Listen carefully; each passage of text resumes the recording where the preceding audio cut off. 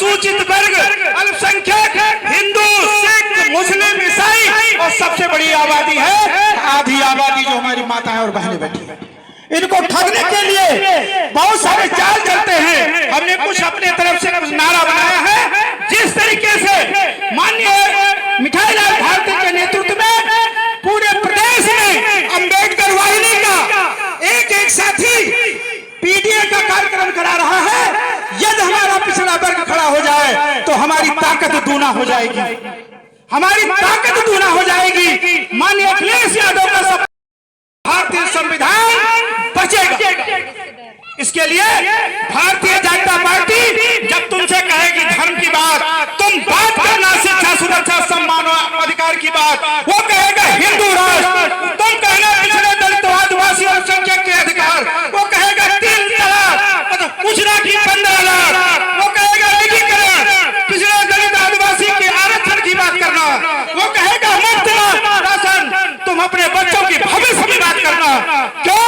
क्योंकि आपका भविष्य इस भारतीय संविधान में निहित है। जिस तरीके से हमारे जीव का मूल केवल सांस निकलने से है, उसी तरीके से आपका अधिकार का सांस ये भारतीय संविधान है। बाबा साहब ने एक वोट का अधिकार दिलाने के लिए आप माताओं बहनों आप सोचो समझो कि आपका बेटा बीमार होगा, क्या इस कार्यक्रम में आएगी? इस कार्यक्रम में आएंगी? नहीं आएंगी। आपका परिवार का कोई सदस्य ये लाचार बीमार होगा तो आपके लिए काम नहीं करेगा। लेकिन जब बाबा साहब का पहला बेटा यशवंत राव जो है गंगाधर राव लगता है तो माता रमाबाई अम्बेडकर चिट्ठी लिखती है बाबा साहब को, ए बाबा साहब आपका बेटा दवा के भाव में मर गया। बाबा साहब वो पढ़ते हैं और उसको जेल में रखते हैं और रख करके वो और दिन जाते हैं पढ़ते हैं। अंग्रेज आके पूछता है कि बाबा साहब अम्बेडकर खाना खा लो। उन्होंने कहा कि मुझे खाने की जरूरत नहीं है। एक सेकंड, हम कहना ये चाहते हैं दूसरे अंतिम बेटा जिसकी कल्पना राज रत्न के रूप में किया था, शासन बनाने की बात कही थी। आए समाज के लोगों, बाबा साहब संविधान बनाने के बाद ही कहा था, ए हमारे पिछड़े दलित अल्पसंख्यक के भाइयों, जाओ अपनी दीवारों पर लिख दो कि तुम्हें शासक से बात बनना है, तुम्हें शासक से बात बनना है।